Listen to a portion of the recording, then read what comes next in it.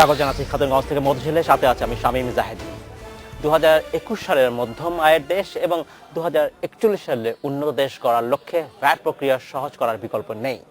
তাই চলতি বছরের জুলাই মাসে ভ্যাট আইন কার্যকর করার কথা জানিয়েছেন রাজস্ব বোর্ডের চেয়ারম্যান নজিবুর রহমান। আজ আমরা আলোচনা করব ভ্যাট আইন নিয়ে। এই নিয়ে কথা বলতে আমাদের স্টুডিওতে রয়েছেন বৃহৎ করদাতা ইউনিট মূসকের সাবেক কমিশনার এবং দ্য ভ্যাট সলিউশনসের প্রধান নির্বাহী মোহাম্মদ আব্দুল কাফি। জনাব কাফি, আপনাকে স্বাগত জানাচ্ছি অনুষ্ঠানে। কেমন আছেন আপনি? ভালো আছি, আপনাকে ধন্যবাদ। আমি বলছিলাম যে আমরা আলোচনা করতে চাচ্ছি নতুন ভ্যাট আইন নিয়ে, এবং যে ভ্যাট আইন নিয়ে বিভিন্ন রকমের আলোচনা চলছে, সমালোচনাও চলছে, এবং এটার প্রভাব দেখছি আমরা সংবাদ মাধ্যমে দেখতে পাচ্ছি। বলা হচ্ছে যে এবছরের জুলাই মাসে যখন নতুন ভ্যাট আইন কার্যকর হবে, তখন ভ্যাটের রেট, যেটা নিয়ে সবচেয়ে বেশি দ্বন্দ্বের কথা, সবচেয়ে বেশি আলোচিত হচ্ছে, ভ্যাটের rate across the board 15% VAT এটা কার্যকর হবে। এটার ব্যাখ্যাটা কি? আমি জাস্ট একটা উদাহরণ দিয়ে আপনার প্রশ্নটা আমি করতে চাচ্ছি যে, ধরেন আমি যখন একটা সুপার স্টোরে যাই বা সুপার শপে যাই, তখন আমার কেনাকাটার উপর আমি 4% একটা ভ্যাট দিচ্ছি। আমার মোট কেনাকাটার উপর 4% একটা ভ্যাট দিচ্ছি, যেহেতু আমি সুপার শপে কেনাকাটা করছি। এই ভ্যাটটা কি 15% আমাকে দিতে হবে কেন তখন? সকল ক্ষেত্রেই 15% দিতে হবে, বাট এর ভিতরে একটি মেকানিজম আছে, জি, যে মেকানিজমের ফলে এটা দাম বাড়ানোর কথা না। যেমন একজন ব্যবসায়ী, ধরেন সুপার শপের মালিক, তিনি যদি কোনো পণ্য 100 টাকায় কিনে নিয়ে আসার সময় তিনি কিন্তু 15 টাকা মূল্য সংযোজন কর দিয়ে আসবেন। দিয়ে আসার পরে তিনি তার সকল ব্যয় এবং যদি মুনাফা যোগ করে এটার দাম যদি 120 টাকা ধরেন, তাহলে 120 টাকার ভ্যাট হচ্ছে 18 টাকা। 15 টাকা, 3 টাকা, 18 টাকা। তিনি 15 টাকা মাইনাস করে 18 টাকার থেকে 3 টাকা কিন্তু নতুন করে ভ্যাট দেবেন। ফলে এই ক্ষেত্রে কিন্তু আগের চেয়ে 1 টাকা কমে যাচ্ছে। আমাকে বাজার শেষে তখন কি আমার 3% হবে? 3% হবে, তখন অ্যাকচুয়াল ইনসিডেন্সটা হবে 3%। হ্যাঁ, ট্যাক্স এবং ইনসিডেন্স যদি এটা 120 টাকার জায়গায় যদি তিনি 115 টাকা বা 110 টাকা করেন, তাহলে কিন্তু আরও কমে যাবে। আচ্ছা আচ্ছা আর যদি তিনি 120 টাকার উপরে 130 টাকা করেন, তাহলে একটু বেড়ে যাবে। আচ্ছা 15 টাকা হওয়াটা কিন্তু ভীতির বিষয় নয়। 15 টাকা হওয়াটা হচ্ছে বিক্রেতার কিছু ডকুমেন্ট মেনটেন করতে হবে, সেটা হচ্ছে তার জন্য সমস্যা। আচ্ছা, কিন্তু যে কথা বলা হচ্ছে যে অ্যাক্রস দ্য বোর্ড 15% ভ্যাট যদি কার্যকর করা হয়, তাহলে বলা হচ্ছে ব্যবসাপাতি, বিশেষত ক্ষুদ্র ব্যবসাপাতি এবং মূলত রিটেল ব্যবসায়ীরা এরা ক্ষতির সম্মুখীন হবে। কি হবে আসলে? ভ্যাট তো দিচ্ছে হচ্ছে ক্রেতা, জি, ব্যবসায়ী কিভাবে ক্ষতিগ্রস্ত হবে? হ্যাঁ, এই জিনিসটা অনেক সময় ব্যবসায়ীরা ভুল ব্যাখ্যা দিয়ে থাকেন। এটা হচ্ছে পরোক্ষ কর, মূল্য সংযোজন কর একটি পরোক্ষ কর। এটা সব সময় এর ভারটা বহন করে ক্রেতা বহন করে, ফলে মূল্যের মধ্যে এটা অন্তর্ভুক্ত থাকে, মূল্যের সাথে এটা নিয়ে নেওয়া হয়। এখন কোনো ব্যবসায়ী যদি নিজের দায়িত্ব নিয়ে তিনি যদি মনে করেন না তিনি ব্যবসায়ী ক্রেতার কাছ থেকে নেবেন না, সেটা আসলে খুব রেয়ার কোশ্চেন। তো এটা আপনার ক্ষুদ্র ব্যবসায়ীরা যে কারণে আতঙ্ক, সেটার আসলে ভিতরে একটা অন্যরকম ব্যাপার আছে বলে আমরা মনে করি। সেটা হচ্ছে তারা প্রকৃত মূসকটা দেন না। এখন ক্ষুদ্র ব্যবসায়ী যারা, এখানে কিন্তু বলা হয়েছে খুচরা ক্ষুদ্র ব্যবসায়ীরা এই যে প্যাকেজ ভ্যাটের সুবিধা, যেটা প্যাকেজ ভ্যাট তো আইনে কোথাও নাই না, এটা বাইরে মৌখিকভাবে ব্যবহৃত। যদি আমরা এটাকে ধরেও নেই, তাহলে এটা কিন্তু প্যাকেজ ভ্যাট দেওয়ার কথা ক্ষুদ্র খুচরা ব্যবসায়ীদের। আচ্ছা তাদের কিন্তু টার্নওভার 30 লাখ টাকার মধ্যেই হওয়ার কথা। আচ্ছা যদি 30 লাখ টাকার মধ্যে হয় বার্ষিক টার্নওভার, তাহলে নতুন আইনে তাকে কিছুই দিতে হচ্ছে না, না টার্নওভার না ভ্যাট। এখন আসুন, আপনি 30 লাখ থেকে 80 লাখ পর্যন্ত সে 3% টার্নওভার দিবে। এখন এর মধ্যে যারা প্যাকেজ ভ্যাট দিচ্ছে এখন, তাদের আসলে প্যাকেজ ভ্যাট দেওয়ার কথা নয়, কিন্তু তারা এই সুবিধাটা ভোগ করছে। তারা এই সুবিধাটা ভ্যাটের ক্ষেত্রে ভোগ করছে, আবার এর আলোকে তারা হয়তো ইনকাম ট্যাক্সটাও লামসাম দিচ্ছে। আচ্ছা, এখন তার ভয়ের জায়গা দুটা। একটা হলে পার্সেন্টেজে তার রিয়েল সেলস অনেক হাই, 3% হলে সেখানে কিন্তু 1 লাখে কত হচ্ছে, মানে সরি, সেখানে তো 1 লাখে 3 লাখ হচ্ছে। সরি, আপনার যদি তার যদি 50 লাখ হয়, তাহলে 1.5 লাখ হচ্ছে। জি, তো 1.5 লাখ তো সে দেয় না, সে তো এখন 14,000 দেয়। সেখানেই আছে আসলে, সেখানে তার ভয়টা। এবং এর ভিত্তিতে রিয়েল দিতে হলে তখন ইনকাম ট্যাক্সের কাছে তথ্যটা চলে যাবে। তারা হয়তো 5 বছর ক্লেম করবে, জি। ফলে তার এই কারণে তার আশঙ্কাটা এখানেই। ধন্যবাদ জনাব কাফি। আমরা নেব ছোট্ট একটি বিরতি। ধন্যবাদ। আপনার ছোট্ট একটি বিরতি, আমাদের সাথেই থাকবেন। ফিরছি আবার আলোচনায়। জনাব কাফি, আমরা কথা বলছিলাম নতুন ভ্যাট আইন কার্যকর করবার কথা নিয়ে, যেটা জুলাই মাসের 1 তারিখে হওয়ার কথা কার্যকর। আপনি বলছিলেন যে নতুন ভ্যাট আইনে যাদের যেসব ব্যবসা প্রতিষ্ঠানের বার্ষিক টার্নওভার 30 লাখের নিচে, তাদেরকে এই ভ্যাট দিতে হচ্ছে না, তাদেরকে অব্যাহতি দেওয়া হয়েছে। প্রবলেমটা হচ্ছে যেটা, যে কে আসলে কার ব্যবসার টার্নওভার 30 লক্ষ বা 29,99,909 টাকা, এটা বোঝার উপায় কি? খুব ভালো প্রশ্ন করেছেন আপনি। এনবিআর এই বিষয়ে এখনো মাঠ পর্যায়ের যে প্র্যাকটিসের পদ্ধতিটা এখনো বলেনি। এখানে একটা পদ্ধতি থাকতে হবে। আমি মনে করি যে এখনকার দিনে যদি আমরা কমপ্লায়েন্স বাড়াতে চাই, তাহলে ব্যবসায়ীদের অংশীদারিত্ব প্রয়োজন হবে। সেক্ষেত্রে এনবিআর হয়তো কমিটি করতে পারে, যেগুলো ডিসপিউট হবে ব্যবসায়ীকে ডিক্লারেশন দিতে বলা হবে। ব্যবসায়ীরা যদি কোনো ক্ষেত্রে যদি মিসডিক্লেয়ার করে, ভ্যাট অথরিটি যদি মনে করে এটা সঠিক নয়, সেই ক্ষেত্রে তারা তো আরবিট্রেশনের ব্যবস্থা আছে, ডকুমেন্ট শো করবে, করে তারপরে না মিটলে নিশ্চয়ই বিসিসিআই বা ডিসিসিআই তাদের সহায়তা না। এই ডিসপিউটটাকে আমরা সহজে এড়াতে পারি না, যেটা বারবার এনবিআর বলছে যে ইসিআর, ইলেকট্রনিক ক্যাশ রেজিস্টার মেশিনের কথা বসানোর কথা বলা হচ্ছে, সেটা হয়নি। সাম্প্রতিক সময় দেখেছি যে এনবিআর আরেকটি উদ্যোগ নিয়েছে, কম দামে আমদানি করার কথা চিন্তা করছে এবং দ্রুত ছড়িয়ে দেওয়া হচ্ছে। কিন্তু তাহলে কি এই প্রস্তুতিটা খুব ভালো মতো হয়নি? মানে কেন ম্যানুয়ালি বা কেন ডিসপিউট ইস্যু আপনি ম্যানুয়ালি সলভ করা যাবে? যদি একটা ইসিআর বসানো থাকতো একটা ব্যবসা প্রতিষ্ঠানে, তার খুব সহজে যাচাই করা যেত সেই প্রতিষ্ঠানের বার্ষিক টার্নওভার কত। হ্যাঁ, আসলে ঠিকই বলেছেন আপনি। আমরা যখন দোকান মালিকদের সঙ্গে বসেছিলাম, এই ইসিআর এর প্রস্তাবটা কিন্তু তাদেরই ছিল। মানে আমরা যখন বলছিলাম যে আপনারা সেলের পর্যায়গুলো বলেন, রাইট। এটা বলতে গিয়ে যখন সবাই কাগজপত্র জমা দিল, তখন দোকান মালিক সমিতির চেয়ারম্যান সাহেব এক পর্যায়ে উনি বললেন যে এটা তো সম্ভব হচ্ছে না, বিকজ আমরা নিজেরাও জানি না কার কি সেল আছে না আছে। এটা না করে আপনারা বরং মার্কেট বেসিস করেন বা উন্নত মার্কেটগুলোর জন্য ব্যবস্থা করেন।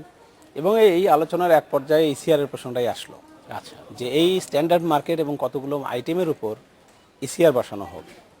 সামহাও এটা ইসিআর এর বাস্তবায়নটা ওইভাবে হয়নি। আমরা খুবই চেষ্টা করেছি, হয়নি। এনবিআর আবার চেষ্টা করছে। অ্যাকচুয়ালি ফিসক্যাল ইসিআর যদি ব্যবহার করে, তাহলে সেটা কিন্তু তার ইয়ার কথা না, মানে সেটা তার ম্যানিপুলেট করার সুযোগ থাকবে না। সিকিউরিটি সিস্টেম দেখেই অনুমোদন দেওয়ার কথা, এবং সেক্ষেত্রে তার মান্থলি সেল সহ পূর্বের সকল তথ্য সেখানে থাকবে।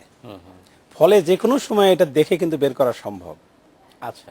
কিন্তু ইসিআর অনেক দোকান মালিক নিজেরাই ব্যবহার শুরু করেছিলেন।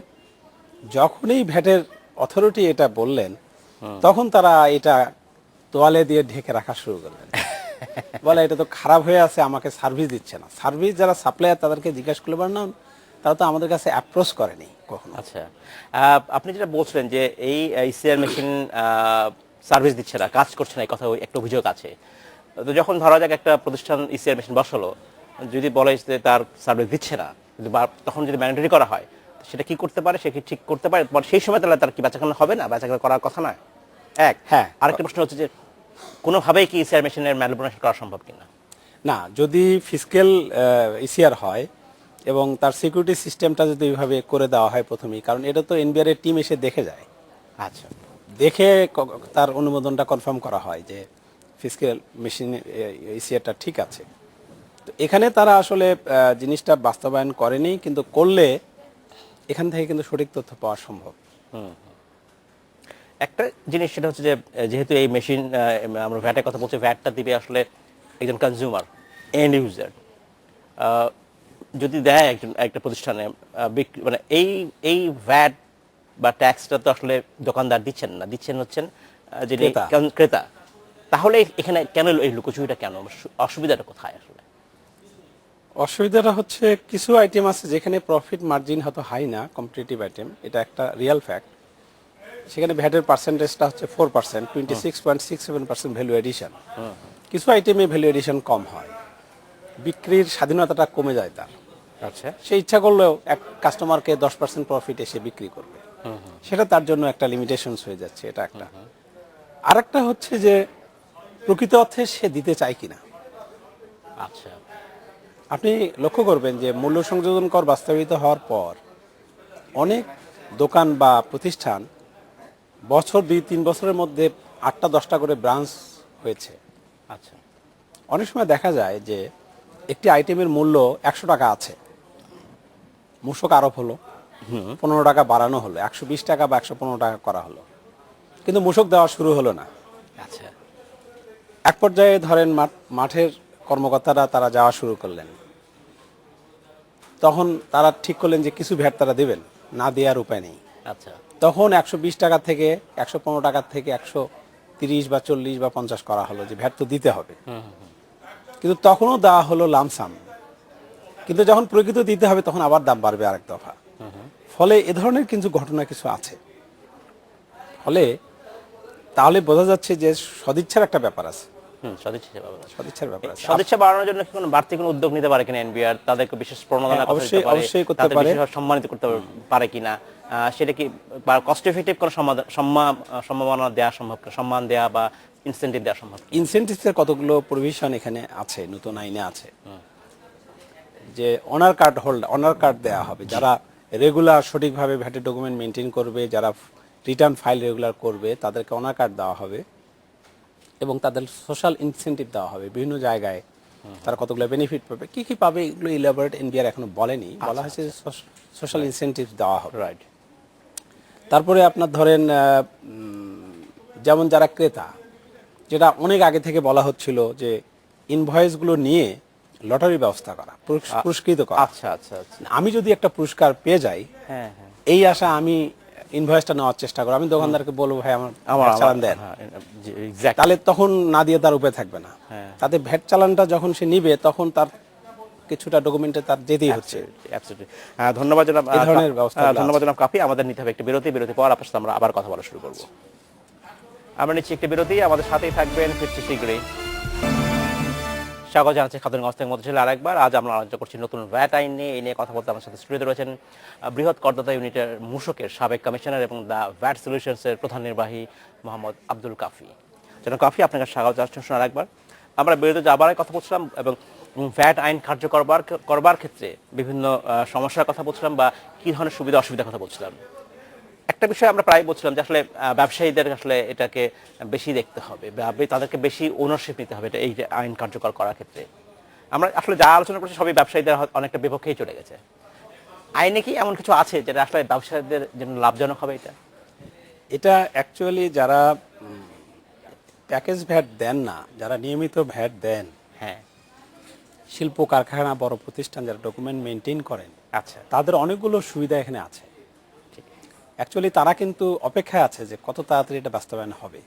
আচ্ছা, তাহলে আমি ধরে নিতে পারি যারা শুধুমাত্র প্যাকেজ ভ্যাট দিচ্ছেন তারাই, তাদের কিছু অসুবিধা আছে, ভীতি আছে। প্রকৃতপক্ষে অসুবিধাও না, আমি তো বললাম 30 লাখ পর্যন্ত তার কিছুই দিতে হবে না। রাইট। তো তাদের আড়ালে বড় ব্যবসায়ীরা অনেকেই প্যাকেজ ভ্যাট দেয়, তারা এই ভীতির সঞ্চারটা করছে আমার মনে হয়। আচ্ছা, যাই হোক, যে সুবিধাগুলো আছে সেটা আমি বলি। এই আইনের যে স্ট্যান্ডার্ড, এটা হচ্ছে ইউনিভার্সাল ওয়ার্ল্ড স্ট্যান্ডার্ড।